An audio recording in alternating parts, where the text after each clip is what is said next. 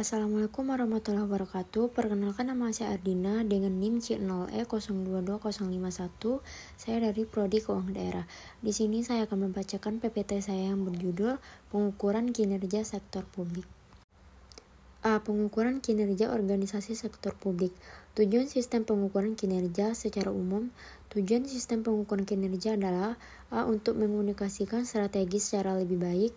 B. Untuk mengukur kinerja finansial dan non-finansial secara berimbang sehingga dapat ditelusuri perkembangan pencapaian strategi. C. Untuk mengakomodasi pemahaman kepentingan manajer level menengah dan bawah serta memotivasikan untuk mencapai goal.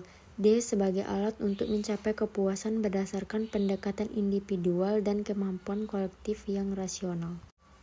B. Informasi yang digunakan untuk mengukur kinerja. 1. Informasi finansial. Penilaian laporan kinerja finansial diukur berdasarkan pada anggaran yang telah dibuat. Penilaian tersebut dilakukan dengan menganalisis variasi atau selisih atau perbedaan antara kinerja aktual dengan yang dianggarkan. Analisis variasi secara garis besar berfokus pada A. Varians pendapatan, B. Varians pengeliaran, varians belanja rutin, dan varians belanja investasi atau modal. 2. Informasi non-finansial. Informasi non-finansial dapat dijadikan sebagai tolak ukur lainnya.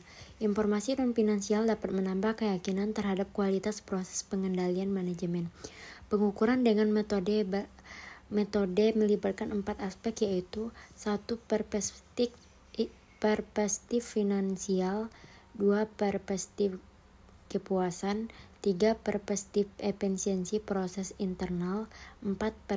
Perspektif pembelanjaan dan pertumbuhan. Variabel kunci adalah variabel yang mengidentifikasi faktor-faktor yang menjadi sebab kesuksesan organisasi. Jika terjadi perubahan yang tidak diinginkan, maka variabel ini harus segera disesuaikan. Suatu variabel kunci memiliki beberapa karakteristik, antara lain: A. Menjelaskan faktor pemicu keberhasilan dan kegagalan organisasi. B. Sangat volatil dan dapat berubah dengan cepat. C. Perubahan yang tidak dapat diprediksi. D. Jika terjadi perubahan, perlu diambil tindakan segera.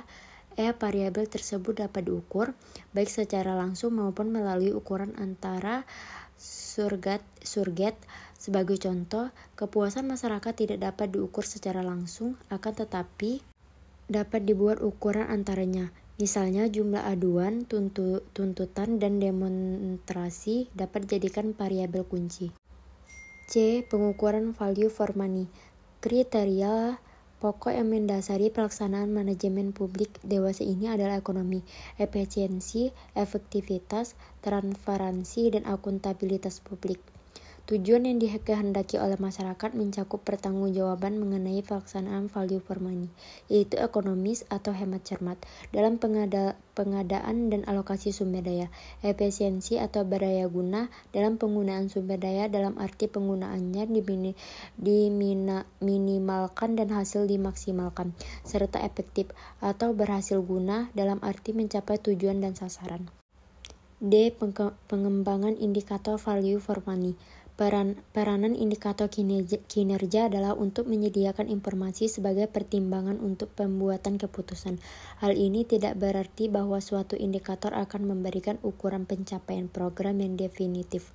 Indikator value for money dibagi menjadi 2, yaitu indikator alokasi biaya atau ekonomi dan efisiensi, indikator kualitas pelayanan atau efektivitas. Indikator kinerja harus dapat dimanfaatkan oleh final internal ataupun eksternal.